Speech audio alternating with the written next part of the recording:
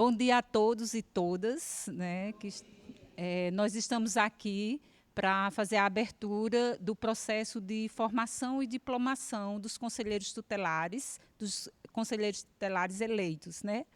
E para o quadriênio de 2024 a 2028, certo? E a gente vai ter nessa manhã um momento de conversa com os poderes executivo e judiciário, né, na representação de Dr. Aécio, procurador-geral do município, e de Dr. Perilo Lucena, o juiz da Vara da Infância, certo? Bem como algumas entregas de kits que a gente preparou para que nessa manhã vocês possam estar começando essa nova empeleitada, né, esse novo momento, né, de forma que vocês vão estar sendo prestigiados pelo Conselho de Direito e pela Procuradoria-Geral do município, certo?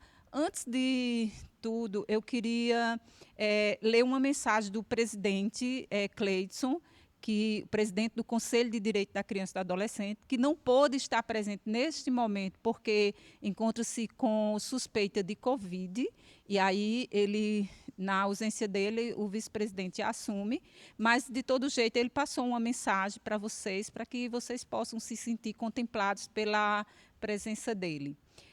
Bom dia a todos e todas os presentes.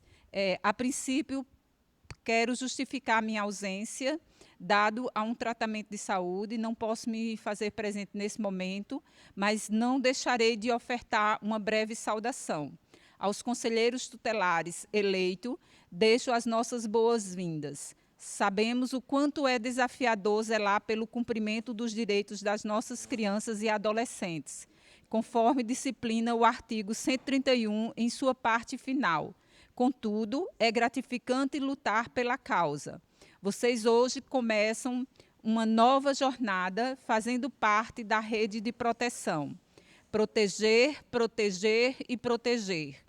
Que este sentimento persiga a cada um de vocês todos os dias do seu mandato. Sejam bem-vindos, Cleito Silveira, presidente do Conselho da Criança e do Adolescente do município de Campina Grande.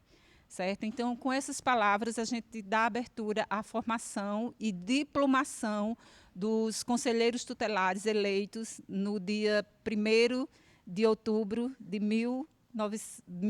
2023. Desculpa, gente. Então, eu só queria agradecer a presença dos conselheiros de direitos que representam as comissões eleitorais aqui, a Norte, Sul, Leste e Oeste, Socorro Chaves, Patrícia, Ada, Laís e Geuma, né, que estão representando as comissões eleitorais aqui, e eu me faço presente representando o vice-presidente e o Conselho de Direitos. Sejam todos bem-vindos e vamos dar início, já convidando o procurador-geral do município, doutor Aécio, para ter o seu momento de fala. Bom dia a todos. Um cumprimento de antemão ao doutor Perilo, juiz da Infância e Juventude, aqui presente. Cumprimento a todos os conselheiros tutelares eleitos, né, escolhidos democraticamente nas últimas eleições. É uma honra participar deste momento com vocês. De antemão, já aviso a todos que, infelizmente, não poderei ficar durante boa parte da manhã. Tinha uma programação a partir de agora, e tenho, de fato, uma programação junto ao Ministério Público, com outras demandas do município. Como todos sabem, as demandas elas não cessam, não param, e por conta disso não poderei ficar durante todo o período da manhã com os senhores e com as senhoras, mas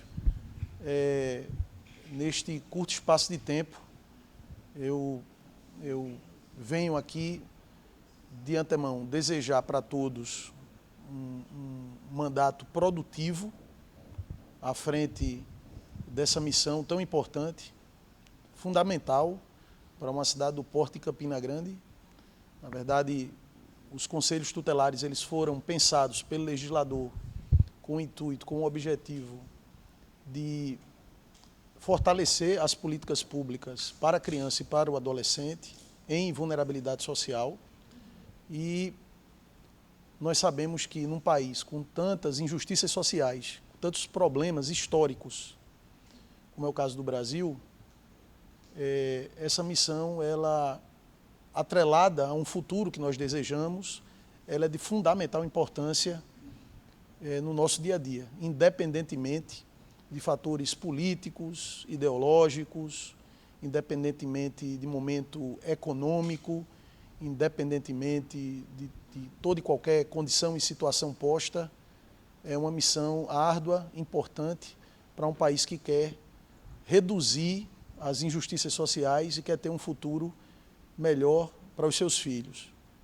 Então, é nesse cenário que a Procuradoria-Geral do município tem procurado conhecer, compreender e se envolver com essa luta, com essa batalha que não cessa, né? Nós, na Procuradoria-Geral do município, já entrando em minúcias, nós temos uma pequena equipe técnica que dá suporte aos procuradores municipais. Nossa equipe é pequena, nós temos hoje aproximadamente 12 procuradores, com o procurador-geral são 13, com a figura do procurador-geral 13, e uma equipe de assessores que gira em torno aí de 40, 50 assessores distribuídos em diversos setores. E nós temos uma equipe externa. Quando eu, em 2021, assumi, eu criei uma pequena equipe externa para que essa equipe pudesse mapear, compreender as situações no real instante que elas estão acontecendo, sobretudo as questões relacionadas a SEMAS, tá? Secretaria de Assistência Social. Por quê? Porque eu acho que é uma missão que ultrapassa qualquer tipo de gesto político ou questão política, né? As políticas de assistência social, elas são políticas públicas de Estado e não políticas de gestão, ou pelo menos deveriam ser assim, né? Você não pode criar toda gestão uma política que não tenha continuidade numa eventual mudança de governo. Então, são políticas de Estado e não políticas de gestão.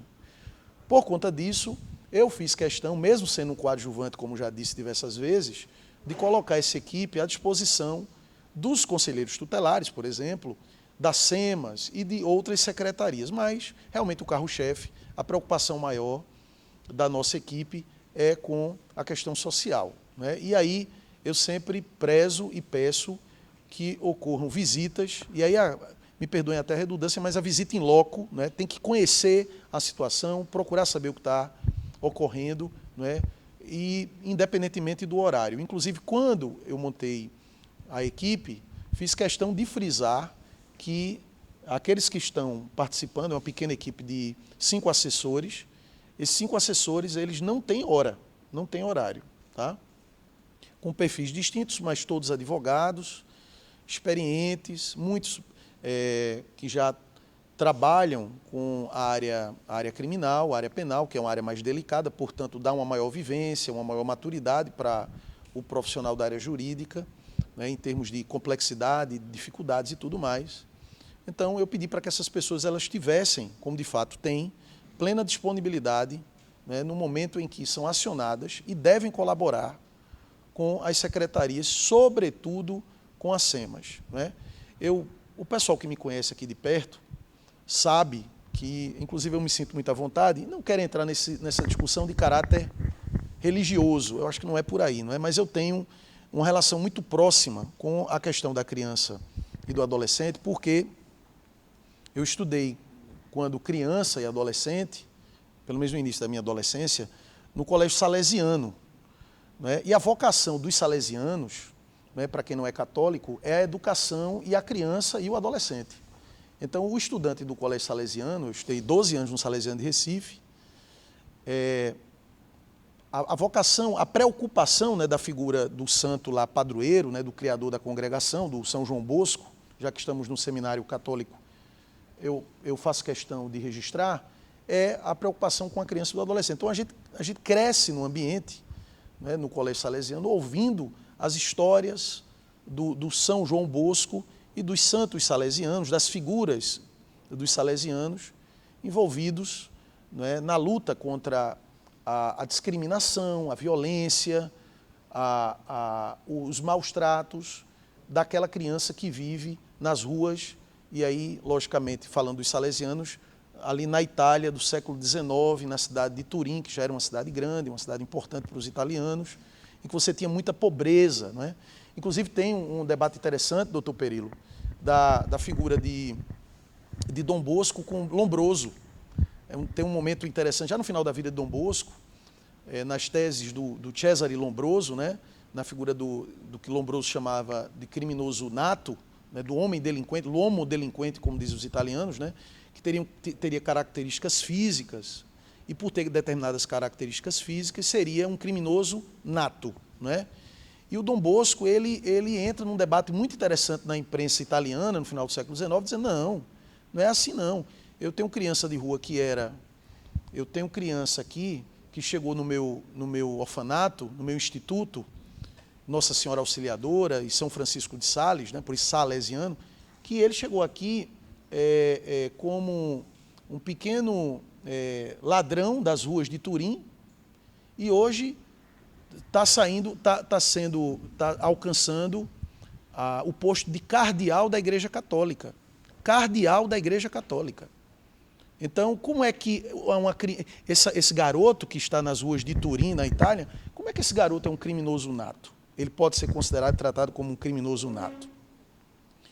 E esse debate é um debate que sai do debate religioso e alcança o debate jurídico, essencialmente jurídico, porque Lombroso era médico e jurista, e tem trabalhos interessantes, muito embora sejam temas datados, mas ainda algumas coisas são discutidas, não é? Como, por exemplo, o Lombroso já discutia no século XIX tatuagens, o Lombroso discutia no século XIX as pinturas feitas pelos presos nas paredes das celas. Ele discutia a análise dessas pinturas. É um tema muito interessante, muito rico, mas ao mesmo tempo muito delicado, porque ele é carregado de preconceitos. Então tem que tomar muito cuidado tentando separar minimamente o joio do trigo para evitar alimentar, né, preconceitos, quando hoje, sobretudo, a gente tem que ter uma visão racional e humana do ser humano que está ali em vulnerabilidade social, envolvido com o mundo do crime.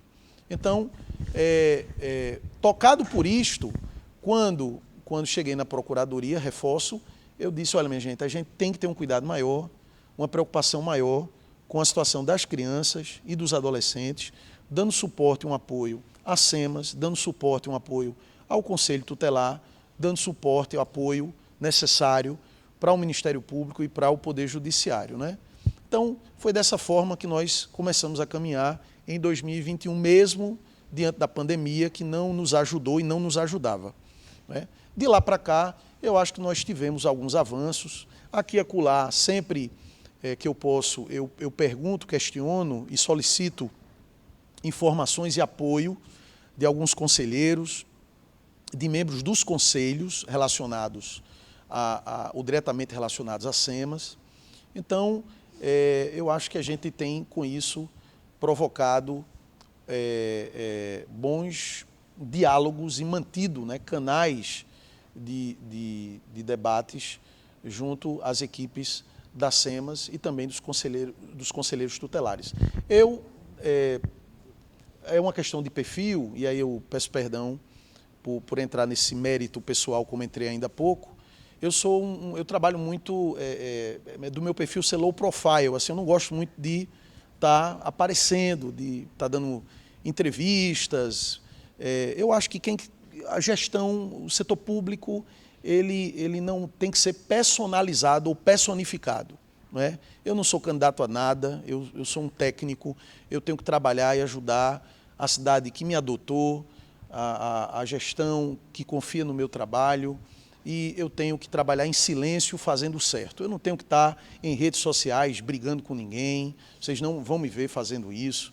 Eu não tenho que estar em grupo de WhatsApp discutindo temas que não são necessários, nem trocando farpas, nem trocando acusações. Meu trabalho é técnico, eu tenho que fazer o certo, não é? E quem quiser que brigue aí por contra-cheque, para aparecer, isso aí é de cada um, seja feliz como você acha que tem que ser, tá? Mas eu trabalho dessa forma, eu gosto de trabalhar nos bastidores, no silêncio da Procuradoria, sempre à disposição das pessoas, de portas abertas, não é? De manhã, de tarde, de noite, tem gente aqui que já despachou comigo 8 horas da noite na Procuradoria, 7 horas da noite na Procuradoria. De manhã, geralmente, eu estou em audiência, eu estou no Ministério Público, eu estou em reunião. À tarde, via de regra, eu estou com a equipe na Procuradoria, mas tem gente de manhã, de tarde e de noite na Procuradoria-Geral do município. Então, é dessa forma que eu tenho trabalhado. E é dessa forma que eu pretendo, se Deus quiser, ao longo deste ano, e se for a vontade de Deus, e se for a vontade do povo, nos próximos anos, ao lado de vocês, dando esse suporte, dando esse apoio aos conselheiros tutelares. É importante frisar que há alguns dias nós tivemos uma grande vitória, merecida. Foi a gente se desdobrou na Procuradoria do município por um pedido de vocês, com a anuência do prefeito Bruno Cunha Lima, e isso é importante frisar. Quando a gente levou o pleito, ele já tinha conhecimento, mas eles façam, resolva, vamos votar, e eles merecem, realmente é um absurdo isso aí, já está há muito tempo congelado o subsídio deles, então vamos resolver isso o quanto antes. O impacto financeiro é pequeno e isso é algo devido a eles, porque o trabalho tem que ser valorizado. Não adianta também uma pessoa que se sente vocacionada para abraçar a causa não ser devidamente remunerada, porque muitas vezes deixa seus afazeres, suas atividades, para mergulhar numa atividade tão importante e complexa. E eu acho que a gente, vamos falar o bom português, a pessoa tem que receber por esse esforço de forma justa e correta. Aqui ninguém está fazendo o mise-en-scène, não. É verdade isso aí, e acho que o justo é o justo e sempre será justo. Então, eu acho que a gente tem procurado dialogar dessa forma, e a Procuradoria, ela permanece à disposição de todos vocês. Eu acredito e tenho muita fé nesse Conselho Tutelar. Como disse, alguns foram reconduzidos, o doutor Perillo sabe disso, todos nós sabemos, e se foram reconduzidos é porque a população compreendeu e sabe do trabalho de vocês, do envolvimento de vocês, com a causa. Eu acredito e tenho muita fé que esse trabalho continuará sendo bem desenvolvido, deixando de lado, às vezes, e aí é uma sugestão, tá? Eu não sou o dono da verdade, muito pelo contrário, também cometo meus erros, e são muitos, mas deixando de lado questões pessoais, políticas, deixando de lado a perda de energia, perder tanta energia com questões menores, quando a missão maior é proteger a criança e o adolescente em vulnerabilidade social. Esse é o ponto principal, certo? Esse é o X da questão, esse é o nosso objetivo. Ao lado dos órgãos de controle, ao lado do Poder Judiciário, do Ministério Público, da gestão, do prefeito, da Procuradoria-Geral do município, enfim, todos aqueles que colaboram nessa rede de proteção, todos que estão envolvidos nessa causa, deixando de lado nossas características aí que muitas vezes entram em conflito, em rota de colisão. Eu tinha um amigo que dizia assim, vamos canalizar os nossos defeitos, jogar num canal e vamos explorar nossas virtudes. Nossas virtudes, elas precisam ser exploradas, voltadas para proteger a criança e o adolescente em vulnerabilidade social. Essa é a missão que a população espera, essa é a missão que todos nós esperamos em termos de gestão. Tenho certeza que o Poder Judiciário, o Ministério Público, todos esperam isso de vocês, para que a gente possa dar passos importantes diante dos desafios que nós encontramos nas ruas de Campina Grande, em alguns subúrbios da nossa cidade, diante de famílias aí sem emprego, sem educação, sem alimentação devida, enfim, diante das misérias que nós encontramos nas ruas da nossa cidade, que não é uma realidade só da nossa cidade, mas é aqui que nós lutamos, é aqui que a gente vai enfrentar. Então, eu desejo sorte a todos, agradeço a atenção de vocês e podem contar com os préstimos da Procuradoria-Geral do município. As portas estarão sempre abertas, os nossos contatos facilmente são encontrados, inclusive nos grupos de WhatsApp, tá? De manhã, de tarde, de noite, porque a criança, o adolescente em vulnerabilidade, ele sofre de manhã, de tarde, de noite e madrugada. Então, eu estou à disposição de vocês a qualquer momento, podem ligar para mim, não é nenhum problema. E toda a equipe da Procuradoria sabe disso, porque esse é um dos tópicos, um dos temas que eu trato nas reuniões, sobretudo com a equipe que eu chamo de equipe externa, como disse, e que tem uma relação próxima muito próxima com as SEMAS e deverá ter com vocês também. Então eu agradeço e peço o pleno envolvimento de todos vocês com a causa, tá? Esperando que no futuro, né, não muito distante, nós tenhamos uma sociedade, né, mais justa, mais humana, né, mais preocupada com a criança e com o adolescente, e que essas crianças, né, que vivem esse momento difícil, que a existência por si só já é um peso muito grande. Existir é um peso, né? Não ter o que comer, não ter perspectivas de futuro, não é? Ver uma criança arrumada, bem vestida, bem alimentada, indo para a escola, saindo dos colégios importantes da cidade, não é? Vendo os pais, não é, em seus carros, não é? Muitas vezes carros de luxo com crianças, né, passeando, ou indo para um parque, para uma praça, viajando para a praia, né, tendo infância, né, que essas crianças, esses adolescentes também sem perspectivas, eles tenham melhores e maiores condições de vida com a luta da gente nos dias de hoje. Então essa missão é de todos, e a gente tem que abraçar e lutar verdadeiramente, deixando de lado questões menores que não vão fazer com que esse objetivo seja alcançado. Tá? Então, muito obrigado, tenham uma boa semana e torço muito para que esses conselheiros que aqui estão, que nós possamos fazer um grande trabalho em prol da causa e ao lado de todos aqueles que estão também imbuídos, envolvidos com esse trabalho. Muito obrigado.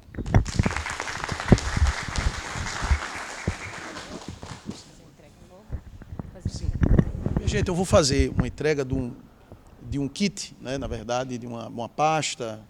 Alguns vão receber aí uma canetinha, inclusive, da Procuradoria, uma caneta da STTP. Vou entregar para cada um, tá? É apenas um gesto, simbólico, obviamente, né, para recebê-los e desejar sorte a todos aí nessa missão. E querendo já justificar, dizer para vocês que nós convidamos o Ministério Público também para participar desse momento. Contudo, todos sabem que doutor Leonardo foi exonerado, né? Foi transferido, promovido, desculpa. Ele foi promovido, exonerado. Ele foi promovido e assumiu ontem o novo procurador, que é doutor Edmilson do Campos Leite Filho. Ele mandou uma justificativa por não participar hoje desse momento, porque foi muito em cima, ele já tinha uma agenda, certo? Mas amanhã ele estará na posse para, juntamente com os demais poderes, empossá-los, certo? E justificar a ausência também de Paulineto. Paulineto é o secretário executivo do Conselho, teria uma fala hoje à tarde na parte técnica, contudo ele não chegou a tempo porque houve um impasse no avião, ele não conseguiu remarcar o voo, né? O voo dele foi desmarcado, houve um problema lá e ele não pôde chegar a tempo. Mas daí nós continuamos aqui enquanto Conselho de Direito, né? Representados. Tá certo? Então, todos estão recebendo essa pasta. A gente confeccionou, se vocês observarem, o Conselho de Direito mandou confeccionar essa pasta, que a diplomação iria acontecer o ano passado, né? Em 2023. A programação era para a formação ser, mas, contudo, a gente teve alguns problemas, e aí essa pasta comemorando os 33 anos do ECA, que o Conselho de Direito... E a gente pensou exatamente em prestigiar vocês, conselheiros tutelares, os novos conselheiros tutelares, certo? Aí tem algumas leis, os fluxos, que é o material que vai ser discutido à tarde, certo? E algumas novas leis. O ECA, que foi nos presenteado pelo senador Veneziano Vital do Rego, através do Senado, né, que ele confeccionou e nos prestigiou, e a gente está contemplando vocês com esse encarte, certo? Também, agora a gente vai chamar o doutor Perilo, que terá a sua participação de extrema importância, certo? Dizer a doutor Aécio que a gente agradece a participação dele, ele é um parceiro importantíssimo, foi nosso parceiro durante todo esse processo eleitoral com o Conselho de Direito, né? Nos auxiliou, subsidiou com todo o conhecimento, né? E ele é um excelente profissional. Eu digo que a Procuradoria-Geral do município nunca esteve tão perto dos conselhos tutelares, dos conselhos de direito, da população, né, do sistema de garantia de direito. Ele realmente vive no chão das políticas públicas e ele é um excelente profissional. Temos muita honra em tê-lo como nosso procurador. Como o tempo de todos é corrido, hoje a gente ainda tem audiência hoje, eu vou pedir licença para iniciar, mesmo enquanto estão distribuindo aí as pastas. Equipe aí da TV Nordestina, o áudio está chegando preciso? Perfeito.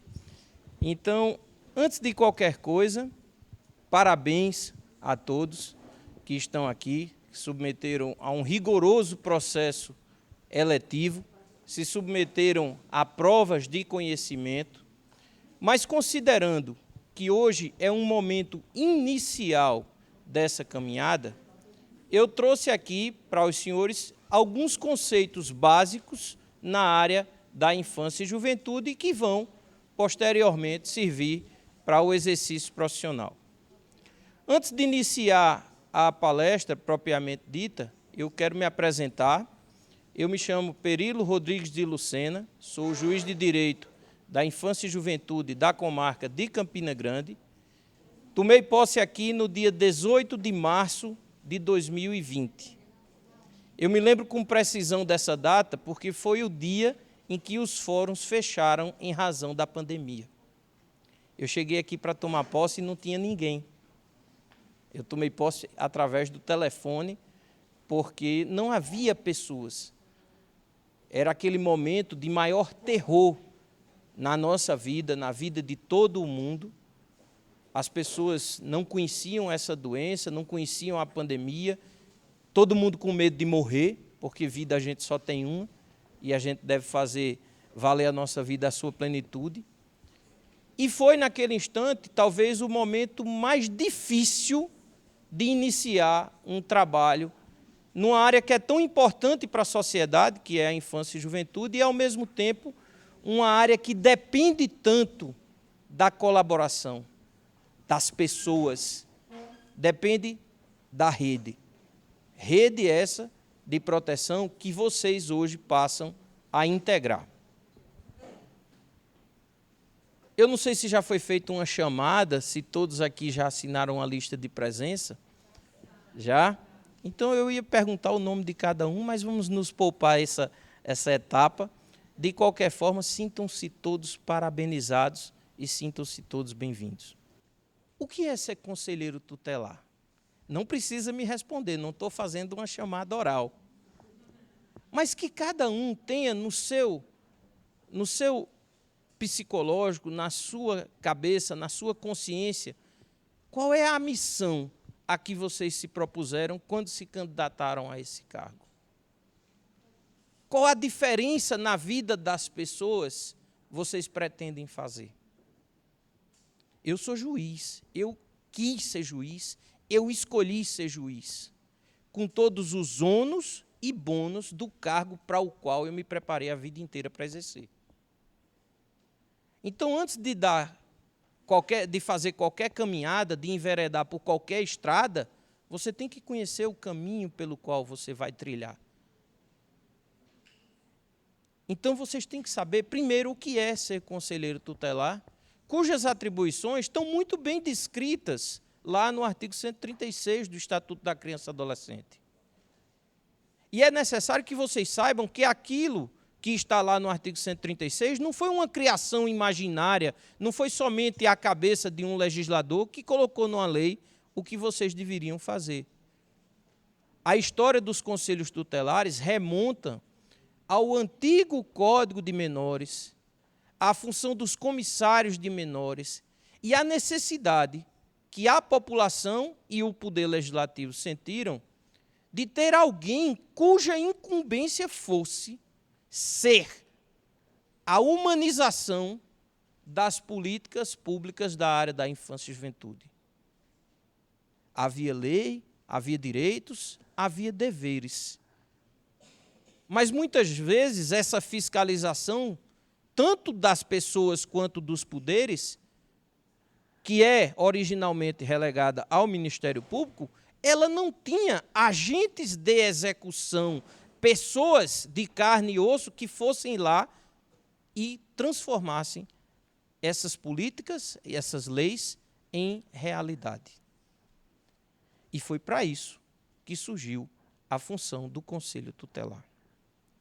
Então é importante que cada um de vocês tenha a exata noção de que ser conselheiro tutelar é ser agente de transformação, agente de mudança. Aí vocês vão me perguntar, mas eu vou mudar o quê? Vocês podem ter certeza, e está aqui Lana, está aqui Boneca, Clarita, que são pessoas que transformaram a vida de muita gente. Porque o conceito de vulnerabilidade social, embora esteja ligado à pobreza, não é somente ser pobre. O conceito de vulnerabilidade social não tem diretamente ligação com a quantidade de dinheiro que se tem. Vulnerabilidade social é a dificuldade que as pessoas encontram de ter acesso aos poderes e aos serviços públicos. Por essa razão que o conselheiro tutelar tem em suas atribuições realizar encaminhamentos, indicar, requisitar serviços. Então, muitas vezes, o conselheiro é aquela pessoa que vai chegar para o cidadão e vai dizer, esse é seu dever, e você deve cumpri-lo de tal forma. Ou, ao mesmo tempo, quando é um direito, vai dizer, seu filho tem direito a isto, e este é o caminho pelo qual vocês vão atingir esse direito. Então, se a gente puxar um pouquinho pela memória, num passado recente, se achava que conselheiro era para castigar a criança, ou para castigar os pais, ou para dar conselho. Embora tenha conselho no nome, vocês não são psicólogos nem assistentes sociais para fazer aconselhamentos familiares. Até pode sim, dependendo da circunstância, fazer isso. Mas não é essa somente a função. A função de conselheiro vai muito além. É o elo de comunicação entre a população e os poderes. Vocês exercem e vão exercer essa importante função de ser a transformação na vida das pessoas. Daquele cidadão que estava sem direito à saúde, você mostrar o caminho para ele conseguir a saúde, sem direito ao alimento, ao leite, ao remédio, e você estando dentro de um contexto social e territorial, e é por isso a regionalização da atuação do conselheiro, você precisa fazer parte da comunidade que você representa, você precisa conhecer o seu território e as pessoas que lá residem, conhecer o funcionamento dos serviços públicos, a quem procurar, como procurar. E, junto com o CMDCA, junto com o Paulineto, nós estamos, para esse ano, elaborando uma espécie de manual de fluxos para os conselhos. A gente já está conversando a respeito de adotar modelos que existem em outras cidades, em que toda a rede de proteção tem canais precisos e rápidos de comunicação. Então, não se sintam sozinhos nessa missão. Porque aqui nós trabalhamos em rede, rede de proteção. A rede que vai desde o assistente social, ao médico, ao enfermeiro do posto de saúde, a rede que alcança os poderes através do Ministério Público, da Defensoria e também do Poder Judiciário, a rede que protege, a rede que muitas vezes chega aonde outros poderes não chegam. Porque nós trabalhamos com aquelas pessoas que muitas vezes são invisíveis aos poderes públicos. São pessoas que muitas vezes não têm acesso sequer ao registro de nascimento, ao documento de identidade. Muitas vezes o conselho entra em contato, doutor, fulano tem 10 filhos, 5 registrados.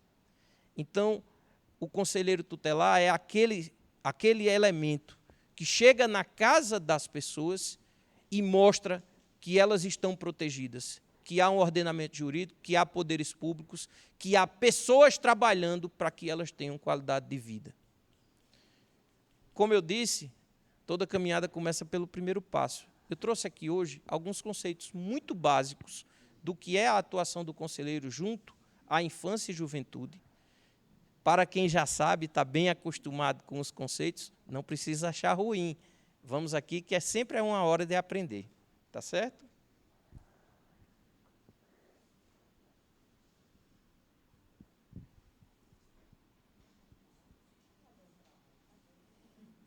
É porque tem um defeitozinho, tem que ligar.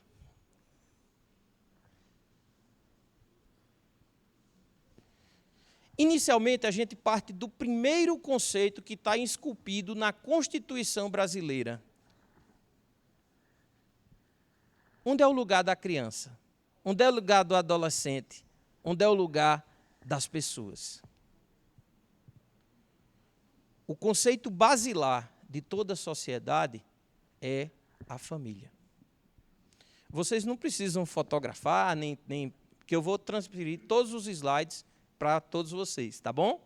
Fiquem bem à vontade quanto a isso. Não precisa copiar, anotar, nem fotografar. A família é o lugar que as pessoas devem se desenvolver. Seja na infância, a primeira infância que vai de 0 a 6 anos, a infância que vai até os 12, a adolescência que vai até os 18. E hoje nós temos fenômenos e fenômenos culturais que essa adolescência se prolonga no tempo, né? A gente tem aí cidadãos de 27 anos achando que são adolescentes. Tem gente até com mais idade, achando que é garotão ainda ou garotona, né? E quão difícil é a missão que nos é confiada de trabalhar no momento em que as famílias estão cada dia mais desestruturadas, desgastadas. Aquele conceito que existia antes de família tradicional não existe. Família é todo agrupamento de pessoas com base na relação de parentesco ou de afeto. O conceito, antigamente até se desenhava, né? A família era o pai, a mãe e 2 filhos. Né? Hoje isso não existe. A gente tem famílias plurimas, famílias formadas em que a matriarca é uma avó que recebe uma pensão, família que as crianças exercem um protagonismo, às vezes até trabalhando e botando renda para dentro de casa, famílias formadas por pessoas que não têm laços de parentesco, mas, sobretudo, família. Primeiro ponto da atuação de qualquer conselheiro, proteger não apenas as pessoas, mas as famílias nas quais elas estão inseridas.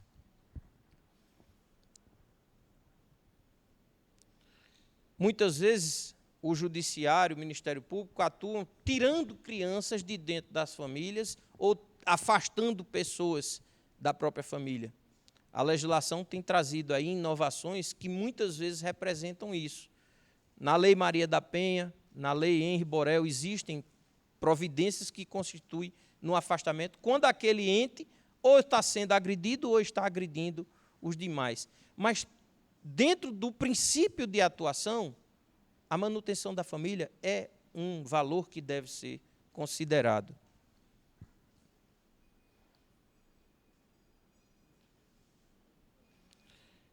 O conceito legal de família, ele traduz a referência biológica, científica.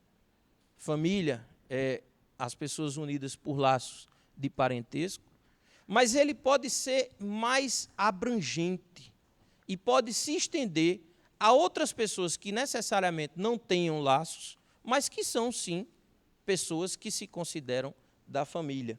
Hoje é muito comum, principalmente durante a pandemia, que afastou as pessoas do laço de proximidade familiar, se estabelecer relações com vizinhos. Muitas vezes a família, por exemplo, eu tenho parentes em Portugal, mas é o meu vizinho, na hora do aperreio, que fica com os meus filhos quando eu tenho um problema de saúde, por exemplo. Então, trazemos aí um novo conceito de família natural e família extensa. aqueles que estão ao lado, não necessariamente pelos laços de parentesco, mas para ajudar, para manter vínculos de afinidade e afetividade. E aí vem uma parte muito interessante da atuação do conselheiro tutelar, que é naquelas hipóteses em que a família não está funcionando. Eu costumo dizer, como magistrado, que para mim só chega tudo que deu errado. É o casamento que deu errado. É o negócio que deu errado, o caba não pagou. É o cheque que voltou. Até o assalto é o que deu errado, porque o cara foi preso. Né? Se ele fugiu e ninguém ficou sabendo, não chega para mim. Não tem denúncia. E muitas vezes o conselheiro também exerce essa função de tentar consertar tudo que está errado. E se preparem, a gente vai ver muita coisa errada. Você está rindo, Honorato, mas nós temos uma carga emocional muito grande. E não se sintam constrangidos de pedir ajuda, de procurar apoio, de reconhecer em si mesmo as suas fraquezas. Ora, eu, juiz, com mais de 18 anos, quando eu tomei posse aqui em Campina Grande, 18 anos de profissão. Mas, em alguns momentos, diante de tantas questões da infância, eu me senti, sim, fragilizado, tive crises de choro, precisei de ajuda. E ninguém é indestrutível, psicologicamente falando, porque a gente se depara com as maiores tragédias pessoais da vida cotidiana. E são tragédias que nem todo mundo vê. São tragédias que nem todo mundo presencia, são tragédias que nem todo mundo sabe que existem. Então, é importante que cada um de nós saiba, a gente vai resolver problema de muita gente. E a gente tem que estar ciente de que aquelas famílias que não estão funcionando, elas precisam ser orientadas, elas precisam ser auxiliadas, e quando não tem mais solução, quando a gente já esgotou as possibilidades, quando a gente já fez tudo o que podia, tem que abrir novas portas, tem que ver outras possibilidades. E a gente vai ver mais adiante, é através da colocação em família substituta. Essa colocação em família substituta, segundo o Estatuto da Criança e Adolescente, ela acontece em 3 modalidades. Na prática, às vezes até os advogados confundem uma e outra. Usam uma terminologia que é aplicável para uma situação, para outra. Às vezes até juízes mesmo, promotores, porque não estão familiarizados com aquilo que é mais basilar dentro da estrutura. Um principal conceito que vocês vão ouvir falar muito na atuação como conselheiros, guarda. Está lá no artigo 33 do Estatuto. A guarda obriga a assistência, obriga a proteção, obriga a segurança. Tem gente que briga por guarda sem saber o que está pedindo. A gente vive num mundo tão estranho que as pessoas brigam pela guarda dos filhos sem querer exercê-la. É só a disputa, para ver quem ganha. Eu fiz uma palestra agora em dezembro, está no YouTube da Vara da Infância, quem quiser dar uma olhada. Quando se fala hoje em alienação parental, são pais disputando os filhos como quem brinca de videogame. O objetivo não é o bem-estar da criança, é ver quem ganha. Interessante, eu falo isso lá na palestra, que a lei do divórcio, que é de 1977, do ano que eu nasci, ela mudava a sociedade de uma forma drástica para proteger as pessoas que se sacrificavam no casamento, servindo de escudo para o sofrimento dos filhos. Hoje a situação está tão esdrúxula que as pessoas estão usando os filhos como escudos e lanças, um para magoar o outro.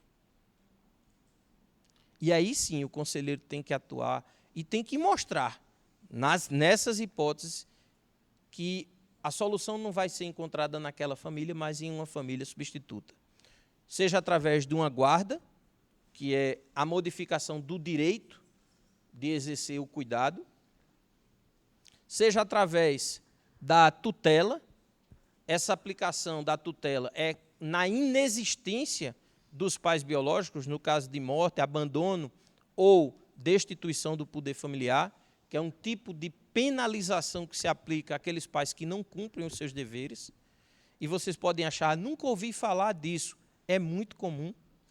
Aqui em Campina Grande já chegamos a tramitar de uma vez só mais de 20 ações de destituição de poder familiar, quando acontece o abandono ou negligência dos pais em relação aos seus filhos. É duro, é drástico, mas muitas vezes é necessário. A gente tem aqui, e eu poderia passar o dia inteiro contando histórias de sucesso da Vara da Infância de Campina Grande, mas alguns casos nos chamam particularmente a atenção. Nós temos casos de crianças que saíram de violência, de maus tratos, de abandono, de dor, de negligência para a escola, para o cuidado, para o carinho, para ter festa de aniversário, para ter abraço, para ter beijo, para ter felicidade. E esse talvez seja a maior recompensa pelo que a gente faz. Transformar a vida de alguém é muito gratificante.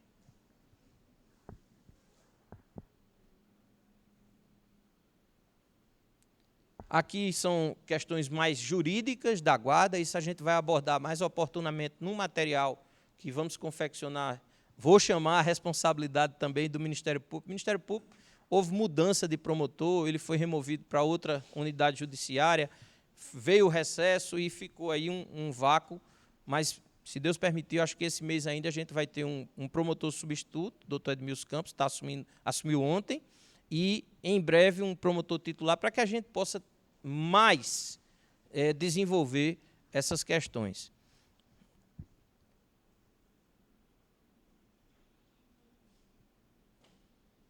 A tutela apenas na hipótese de pais falecidos, ausentes ou destituídos. A tutela muitas vezes se confunde com a curatela. Curatela é para os interditados, para aquelas pessoas, por questões de saúde ou de sanidade mental, não conseguem se autodeterminar.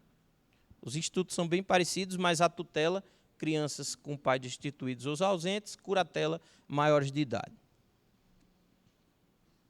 Eu falei da colocação em família substituta, e vem aí essa que é a cereja do bolo do trabalho realizado pela Vara da Infância e Juventude, que é a adoção.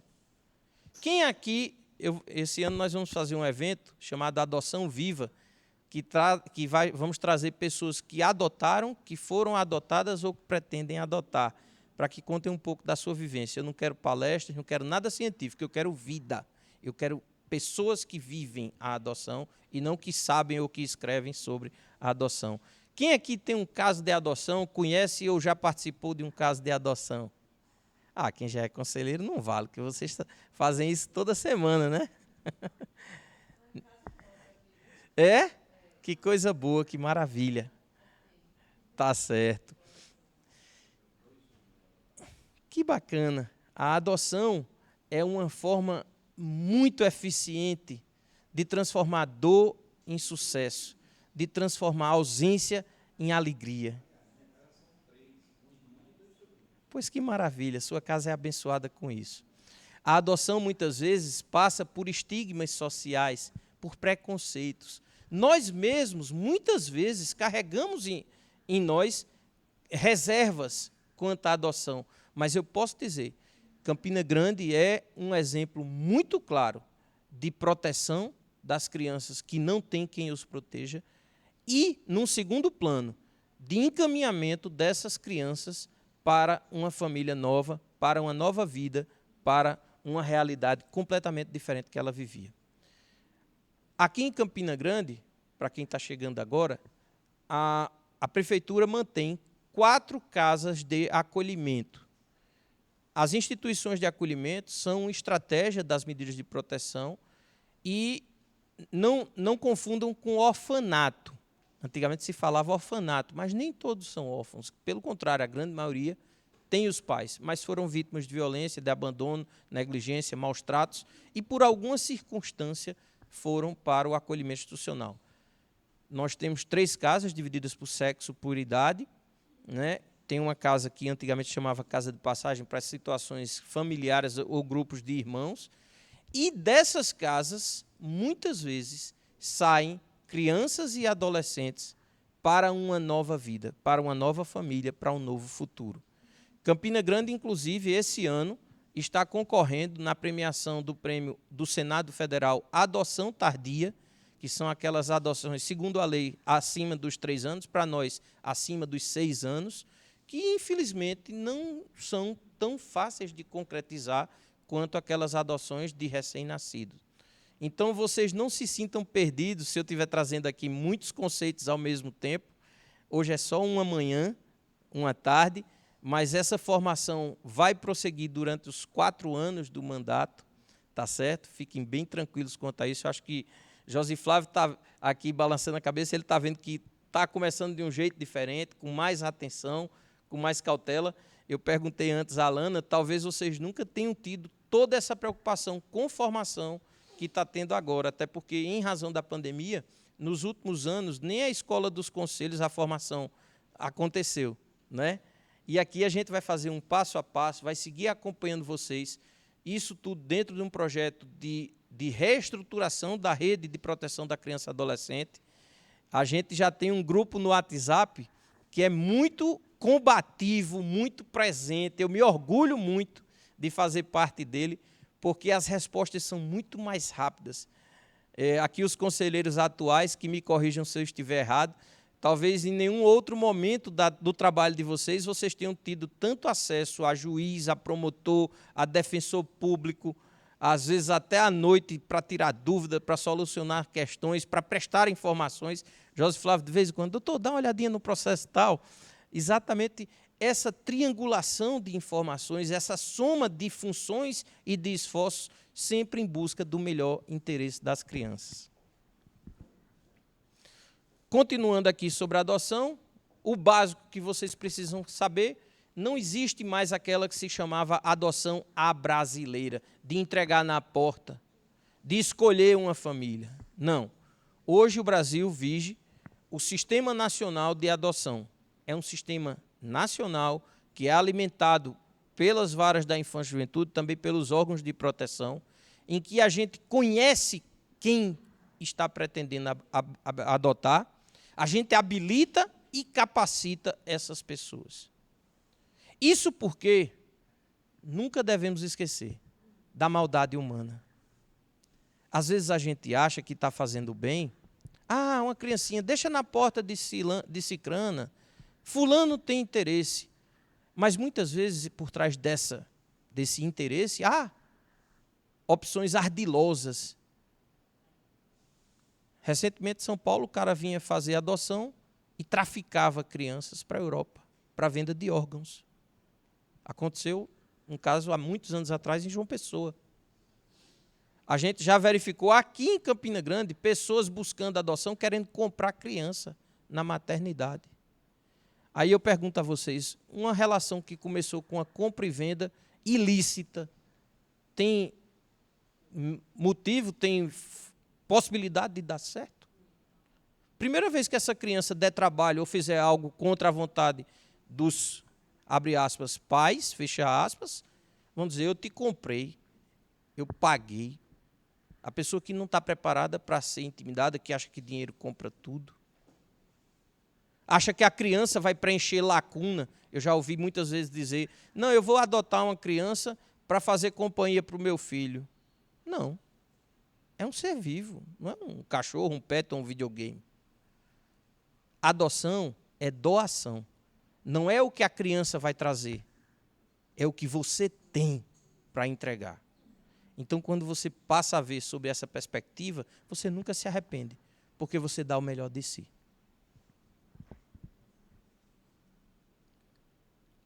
Aqui são conceitos que eu vou evitar. Quem pode adotar, isso aí está na lei, é apenas transcrição do que está na lei. Aqui o que eu falei já sobre a adoção, o caminho para a adoção é a infância, é a vara da infância e juventude, nenhum outro. Ah, porque conhece, porque é amiga, porque viu um casal e gosta e tal. Não é o caminho.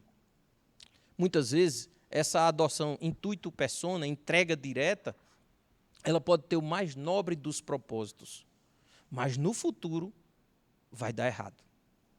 Muitas vezes porque o casal acha que é na ilegalidade, a pessoa acha que está fazendo alguma coisa errada e priva a criança de momentos de intimidade, de momentos de sociabilidade. A gente tem relatos aqui de casais, de pessoas que pegaram, entre aspas, uma criança para adotar e mantiveram ela quase que em cárcere privado, escondida do mundo, até completar um prazo razoável para tentar entrar com a adoção posterior. Ora, durante todo aquele período, principalmente no desenvolvimento de laços, de estruturas de sociabilidade, essa criança foi escondida, né? Imaginemos nós os reflexos psicológicos disso na história da criança e das pessoas que assim agiram, né? Então, a adoção é a adoção legal, a adoção segura, que passa por um processo de habilitação, que passa por um treinamento que é realizado de forma online e gratuita pela Vara da Infância, que passa pela capacitação das pessoas para aquilo, né? Que é a regularização. E como é bom ver uma adoção quando ela dá certo. Recentemente, agora em dezembro, a gente fez várias entregas de crianças para adoção, deferi muitas guardas, e uma mãe relatou lá para a gente, por um áudio no WhatsApp, quando ela soube que ia buscar a criança, disse: doutor, parece que a minha bolsa rompeu. E saiu numa felicidade para encontrar com essa criança, manda foto para a gente.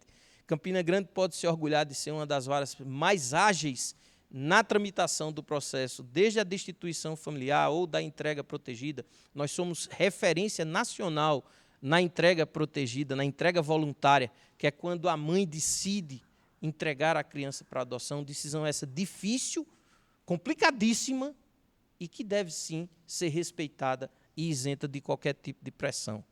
E nós temos trabalhado, inclusive, na capacitação da rede pública de saúde para que os profissionais também entendam o que está acontecendo ali e os direitos que cada um possui. Aqui é o procedimento da inscrição do SNA. A Vara da Infância disponibiliza um cardzinho. É um arquivo PDF que a gente pode disponibilizar para todos vocês. Ele é dinâmico, os links, tudo que tem nele, você basta clicar, já lança para o site, tem os contatos das equipes psicossociais. Aqui em Campina Grande, a Vara da Infância conta com equipes psicossociais, com assistente social, psicólogo e pedagogo, para auxiliar as famílias e os processos. Eles não prestam atendimento ao público, não é uma psicóloga que vai prestar atendimento quando alguém está precisando, não. Eles auxiliam as famílias e os processos no curso do julgamento. E são também uma fonte muito importante de conhecimento. Eu elogio sempre a densidade intelectual das nossas equipes e a capacidade que elas têm de enxergar, muitas vezes, de uma forma melhor até do que nós próprios juízes, promotores e defensores e advogados. Porque a formação em assistência social, a formação em psicologia, enxerga o ser humano além do que os olhos veem. E a gente respeita isso.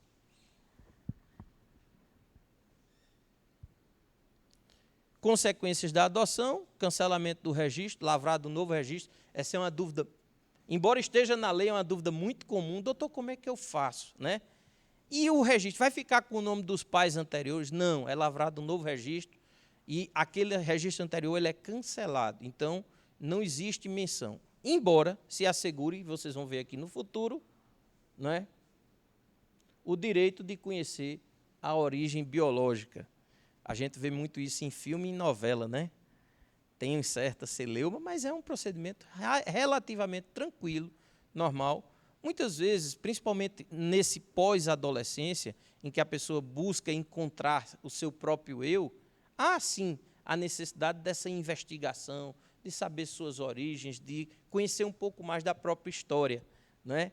E a gente vai ver que vocês vão conviver com isso, as diferentes fases de evolução do ser humano, da primeira, da segunda infância, da adolescência, né? E a gente, com o futuro, está aqui Boneca, Ilana, José Flávio, que são mais antigos.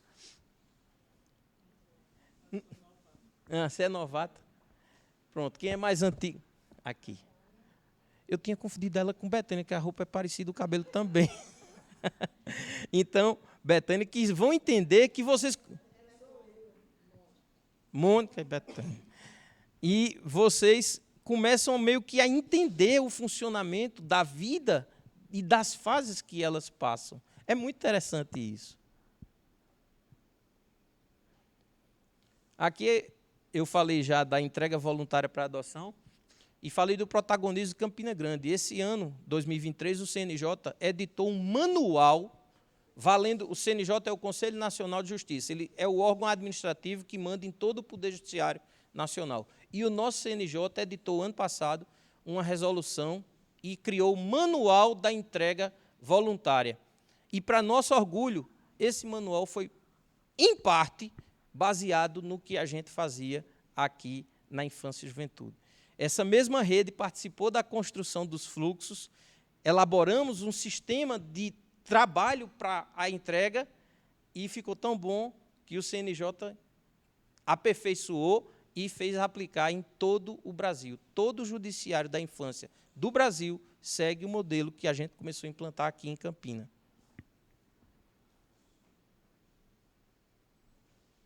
Aqui só uns conceitos sobre entrega voluntária. Muitas vezes as pessoas tentam criminalizar ou, de alguma forma, punir a mãe que toma essa decisão, muitas vezes alheios a toda a dor, o sofrimento, todo o trabalho intelectual que essa pessoa construiu para tomar essa decisão.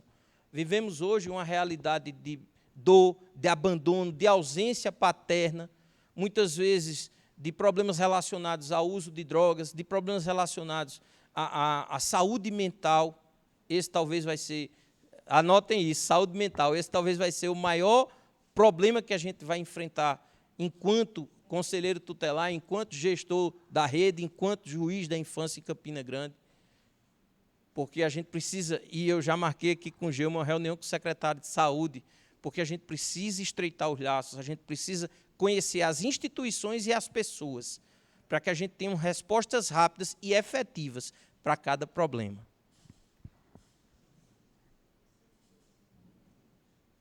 Aqui os direitos, o principal, o sigilo.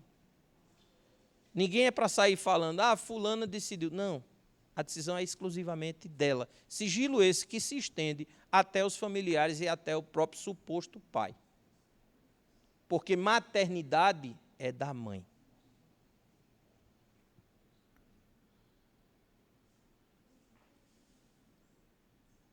A questão das adoções irregulares, que eu já citei aqui, embora a gente combata, embora haja muita repressão, ainda acontece, infelizmente.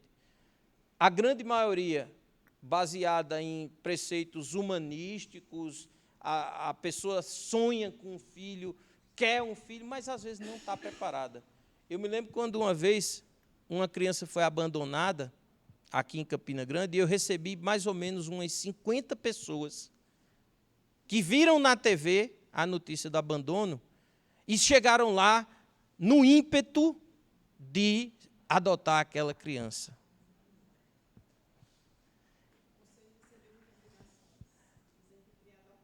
Não, teve gente que chegou lá, o camarada disse, doutor, minha esposa disse que se eu não saísse daqui com esse menino, eu não voltava para casa. Só que essa decisão por impulso nem sempre é a decisão melhor. Eu reconheço que quando você se propõe a adotar, há sim sentimento, há paixão.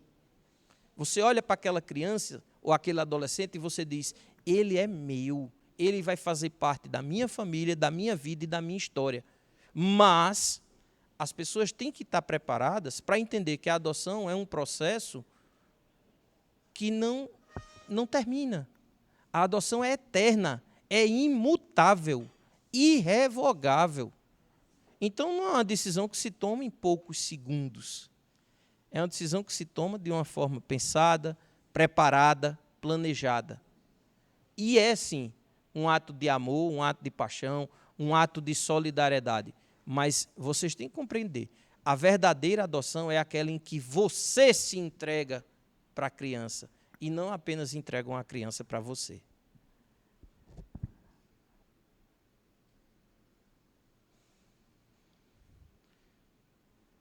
Esses trechos que eu trouxe aqui eu já falei sobre eles.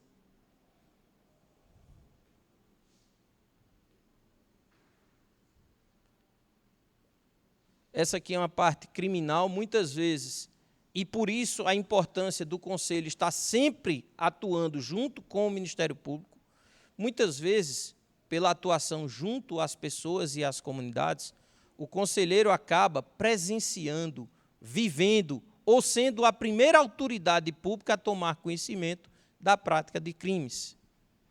Então, saibam que o conselheiro vai ter que ir em delegacia, o conselheiro vai ter que ter anotado no seu celular o número das guarnições policiais, né? Em algumas regiões chega até a ser quase um trabalho coletivo, porque a atuação está, sim, ligada tanto à rede de proteção, mas também à rede de repressão. Porque a vara da infância também cuida dos processos infracionais, os crimes praticados por adolescentes. Lembrando, e é importante, viu, José Flávio, fazer essa menção, conselheiro tutelar não é polícia. Às vezes, no afã, na expectativa de resolver, de dar a solução imediata, você se arvora, até mesmo comigo, já aconteceu no começo da carreira, você quer resolver. E você vai lá e mete os peitos e, às vezes, você não está preparado para o que vem. A gente vive uma sociedade violenta, reativa. Nem todo mundo vai lhe tratar com sorrisos. Não, tem gente que sai lhe amaldiçoando, jogando praga. Não, não vamos aterrorizar os novatos, não, pelo amor de Deus. Mas tem isso aí também. E estejam sempre cientes de que, como servidores públicos, vocês estão amparados pela lei, vocês têm direito à proteção do Estado, tá certo? E têm direito de serem protegidos e desagravados no exercício da função pública, se isso vier a acontecer. Mas, acima de tudo, educação e inteligência emocional. Você tem que também compreender o lado do outro.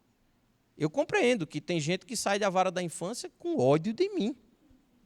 Mas até para aquelas pessoas eu tenho que esclarecer que a minha função é tomar decisões, não dá para dar empate. E o conselheiro toma decisões e o conselheiro muda a realidade, né? Dá razão a um, tira a razão de outro, faz parte do jogo. Está com raiva, está achando ruim, procura a Defensoria Pública, tenta um recurso. Em último caso, manda procurar o juiz. Diz assim, o juiz é quem resolve, né? Só não pode dar meu telefone, né? Eu tenho um número de contato que serve para toda a população, inclusive esse número vocês podem distribuir abertamente, é o canal de contato da Vara da Infância, mas, obviamente, não serve para solucionar conflito pelo WhatsApp. Mas contato, de orientar, de fazer os caminhos, isso a gente faz. Estamos com um trabalho junto à rede hospitalar de Campina Grande, em que a gente vai colocar em todo o hospital, em todo o posto de saúde, os telefones do Ministério Público da Infância, da Defensoria Pública, da Vara da Infância, porque a gente tem que chegar até onde o problema acontece, até onde os direitos são, em tese, violados. E isso vai facilitar também a atuação do conselheiro. A gente vai fazer a lista telefônica, o organograma da rede de proteção, para que cada conselheiro tenha em mãos os telefones. Saúde psiquiátrica, vai para onde? Vai para o CAPSinho. Qual é o telefone? Onde é que fica? Isso tudo vai ser confeccionado, compendiado. A gente, às vezes, na rede, vocês que fazem parte já veem, né? Qual o telefone de tal órgão? Qual o telefone do Hospital da Criança? Tal. E chega, a gente consegue, com velocidade, resolver, estreitar os laços e encurtar os caminhos. Mas isso vai ser de uma forma melhor estruturada a partir desse ano.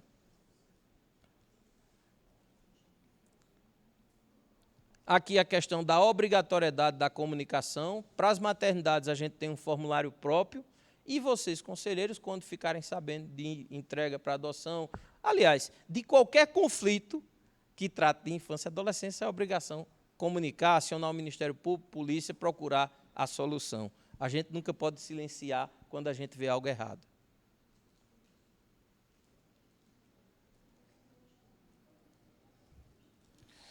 Pois bem, eu encerro aqui agradecendo. Eu estava elaborando todo o material, já vinha trabalhando nisso desde que me foi feito o convite o ano passado. Encontrei aqui uma parte desse material, foi elaborado pelo Robespierre Fourré, juiz substituto lá no TJPR. Esse material foi compartilhado no FONAJUP, que é o Fórum Nacional dos Juízes da Proteção. Nós nos unimos juízes de todo o país trabalham juntos para fazer acontecer a infância. Então, vocês também têm que ter essa missão, principalmente aqui em Campinas, que são 4 regionais, se unam, trabalhem coletivamente, compartilhem modelos, compartilhem experiências. Aqueles que estão chegando, não tenha vergonha de pedir ajuda aos mais experientes. Aqueles que são mais experientes, compreendam as dificuldades de quem está chegando. E hoje, sim, damos o primeiro passo para mudar vidas, para transformar pessoas, para fazer o bem. Sejam muito bem-vindos, muito obrigado. Importante porque, Abílio, a gente tem condições de implementar políticas públicas voltadas para a proteção da criança e do adolescente. O Conselho Tutelar é uma ferramenta importantíssima, trazida a partir do Estatuto da Criança e do Adolescente, que é uma lei da década de 90 do século passado, né, do século XX, e que de lá para cá nós tivemos grandes avanços nessas políticas públicas e na situação de proteção, necessária proteção da criança e do adolescente em vulnerabilidade social. Campinas chegou a ser destaque agora em 2023 por ter feito debates com os candidatos, uma eleição extremamente organizada e daí esse resultado que nesse momento vocês estão comemorando, né? Sem sombra de dúvidas. Eu acho que com a gestão do prefeito Bruno Cunha Lima, nós passamos a ter um olhar ainda maior sobre essas questões. E, logicamente, as eleições elas ocorreram de forma tranquila, porque tivemos o apoio do Ministério Público, né, da Promotoria da Infância e da Juventude, da Criança e do Adolescente, e também dos juízes da Vara da Infância e Juventude. Então, todos os órgãos, né, harmonicamente trabalhando em prol desse espectro social, em extrema vulnerabilidade social, e não só em Campina Grande, Brasil afora nós temos, infelizmente, muitos problemas, não é? As crianças e jovens que são atingidos por todo tipo de mazela social. A gente tem percebido que quando há uma unidade, um diálogo entre os órgãos de controle e a gestão pública, tudo tende a funcionar melhor. Hoje, quantos estão entrando no universo do trabalho de conselheiro tutelar a partir de 2024? São 20 conselheiros tutelares, né? Nós temos 4 áreas no município, né? Zona Norte, Sul, Leste e Oeste, 20 ao todo, mais 20 suplentes. E hoje alguns foram reconduzidos, na verdade, né? Porque têm uma afinidade natural com a causa e, portanto, são reconhecidos pela população como atores políticos e sociais importantes e necessários para esse tipo de trabalho, esse tipo de política pública e de ação pública. E hoje é um momento de conversa, de diálogo com o Poder Judiciário, com a Procuradoria-Geral do município, dentro em breve também com o Ministério Público. Enfim, é um momento em que nós começamos a mapear e vamos dar sequência às boas práticas, ao bom trabalho do Conselho Tutelar como um todo. E daí a responsabilidade por parte deles por terem sido escolhidos democraticamente pelo voto popular. Foi a população que foi lá votar e escolhê-los. Sem sombra de dúvidas, né? É uma escolha popular, há uma participação, logicamente não há a mesma mobilização, a gente sabe disso, de um dia de eleição, não é, para vereador, deputado, prefeito, governador, mas há sim uma mobilização da população que sabe e começa a compreender cada vez mais, a cada eleição a gente percebe que há um envolvimento maior da população que começou a compreender a importância do Conselho Tutelar nesse tipo de debate, nesse tipo de discussão. Olá, bom dia a todos da TV Nordestina que estão acompanhando aqui mais esse trabalho do CMDCA de Campina Grande, que é um curso de formação para os conselheiros tutelares nessa nova dinâmica após a eleição que ocorreu para os novos conselheiros que vão assumir agora em 2024. O conselheiro tutelar tem como principal função o de ser um agente de transformação da sociedade e representa o acesso aos poderes públicos, às políticas e estratégias de proteção. Então, o conselheiro, para aquelas pessoas em situação de vulnerabilidade, é o canal pelo qual as pessoas conquistam e acessam os seus direitos e tem também fiscalizado o exercício de seus deveres. Então é muito importante que esses novos conselheiros que irão assumir tenham a plena consciência da missão que lhes vai ser reservada e que possam exercer essa missão com o maior conhecimento possível, de forma equânime, de forma igualitária, de forma justa. E nós, do Poder Judiciário, estamos aqui marcando presença, tanto para auxiliar como para nos colocar à disposição. O Conselho Tutelar ele tem uma atuação mais ligada ao Ministério Público, mas o Judiciário, numa segunda intenção, é também responsável pelo trabalho dos conselheiros e precisa da eficiência do trabalho deles para prestar o melhor serviço na área da infância. A cidade de Campina Grande foi diferenciada nessa eleição. Nós tivemos debates com os candidatos, nós tivemos uma eleição extremamente tranquila e hoje esse resultado só vem beneficiar a comunidade, concorda? O processo eletivo do Conselho Tutelar responde ao requisito do controle social, através do qual a população fiscaliza, conhece e escolhe os seus representantes para serem os fiscais da infância e juventude.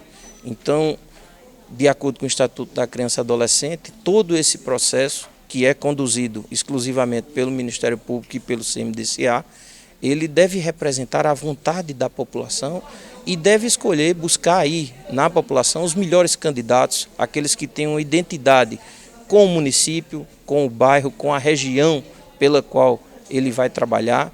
E isso é muito importante e com certeza representa, sim, um aumento na qualidade, um incremento no compromisso que cada conselheiro tem que ter, porque ele representa um grande número de pessoas que o escolheu para estar ali. O Ministério Público vai acompanhar também todo esse período em que eles estarão trabalhando? O Ministério Público é uma instituição que pertence ao Poder Executivo e tem como incumbência maior a fiscalização do exercício dos poderes. Então, aqui em Campina Grande, recentemente, nós tivemos uma alteração na titularidade do Ministério Público responsável pela área de proteção e, dessa forma, houve um pequeno hiato na atuação, principalmente agora nesse mês de janeiro, que estamos voltando do recesso forense, mas em breve nós teremos aí novamente um promotor em substituição e em seguida um promotor titular que tem sim entre as suas atribuições a fiscalização do Conselho Tutelar e mais do que isso, a orientação a esses novos conselheiros para que a gente possa definir os fluxos, traçar estratégias de trabalho e sim colaborar para uma sociedade mais justa, mais igual. Então, esse é um dos momentos mais importantes de todo o processo eleitoral, né? É uma das etapas do processo, é uma das últimas etapas do processo eleitoral, a que antecede a posse, né? Que é o momento de formação e de diplomação dos conselheiros tutelares.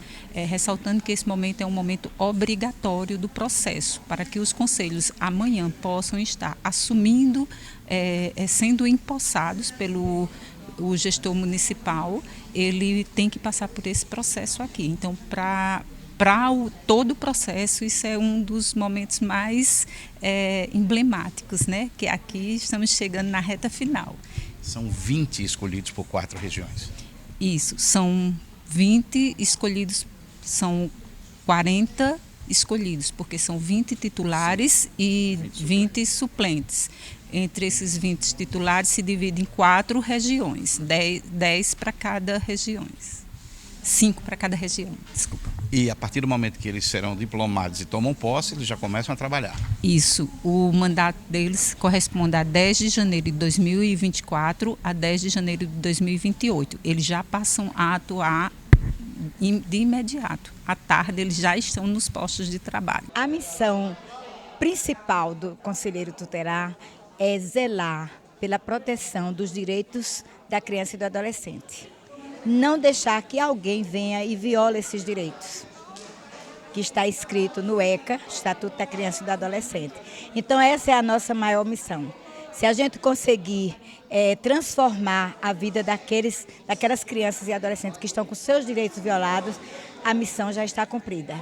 Difícil, é árdua, mas é gratificante. Interessante é que são 24 horas o ano todo, né? Trabalha, não tem hora, né? É verdade, é um trabalho árduo, como eu falei, mas incansável, pelo zelo dos direitos da criança e do adolescente. Agora, nessa nova temporada, você assume, agora para a partir de 2024, O que é que você espera com as inovações, com o trabalho que muitos já vêm fazendo? Nesse terceiro mandato meu, né, eu espero uma transformação e uma mudança de melhores dias, porque somos filhos de Deus e lutamos pela igualdade dessas crianças e adolescentes, para elas terem os seus direitos preservados, protegidos dentro de uma família. A nossa expectativa para o ano de 2024 em relação ao Conselho Tutelar é uma expectativa de renovação de atribuições e funções com essa nova leva de conselheiros que está vindo, né? De pessoas engajadas na política pública da criança e adolescente para proteger as crianças do nosso município. Eu estava conversando agora há pouco e falando, vocês trabalham o ano inteiro, não tem hora para trabalhar, né? Essa é a importância da função, da missão de vocês. É em tempo integral, é uma proteção integral de fato, é um olhar totalmente diferente para perceber de fato as violações que muitas vezes a família não está percebendo, que muitas vezes a escola também não percebeu e que o conselho tem aquele olhar mais perto, mais próximo, munido de todo um aparato, né, de técnicas para conseguir identificar onde é que a educação falhou, onde é que a saúde falhou, onde é que a própria família falhou e colocou aquela criança em violação, em negligência ou em situação de risco.